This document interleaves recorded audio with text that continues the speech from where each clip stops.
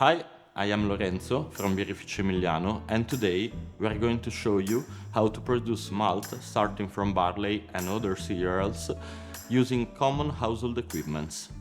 So, the ingredients and equipment needed for this procedure is commonly available in every house. First, we'll need barley or other cereals, and in this video we will use approximately 1.5 kilos of barley.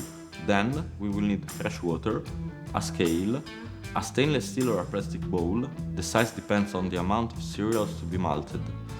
We'll need a colander or a sieve with a hole size small enough to retain the grains, a baking tray, a kitchen towel, a pastry spatula or ladle, and in the end we will need a oven.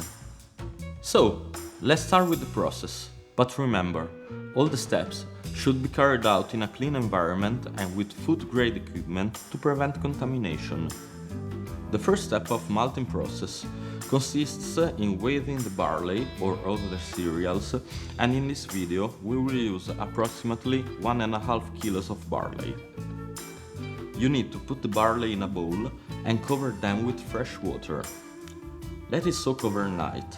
It should absorb the water for about 40% of its initial weight.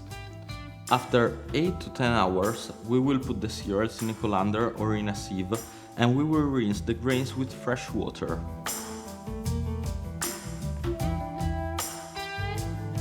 The second step consists in the germination process. To do this, you will put the grains in a baking tray and spread it evenly. Cover with a kitchen towel and let it sit in a cool, dry place for about 8 hours. Places with a steady temperature, 18 to 20 degrees Celsius, will give the best results. After 8 hours, gently stir the grains in such a way that the grains at the bottom get to the top layer to ensure an even germination. Repeat this process every 8 hours. The stirring is also important to prevent molding of the grains. After about 48 hours, the rootlets should start to appear. Continue the germination process and the stirring until the rootlets are about 2/3 in length of the original grain size on average. This is the end point of the germination process and should be achieved within 72 hours from the start of the germination, but the time required may vary depending on the ambient temperature and moisture. The third step of the malting process consists in drying the grains. To do this, we will stop the germination process, as we need to remove the most of the water content of the grains by drying them.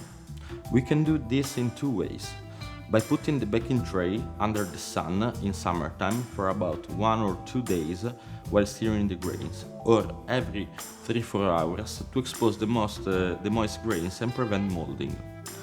Then, we will roast the grains.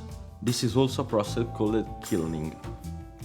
After the primary drying process, you will put the grains in a baking tray and put them in an oven at 80 degrees Celsius for 90 minutes.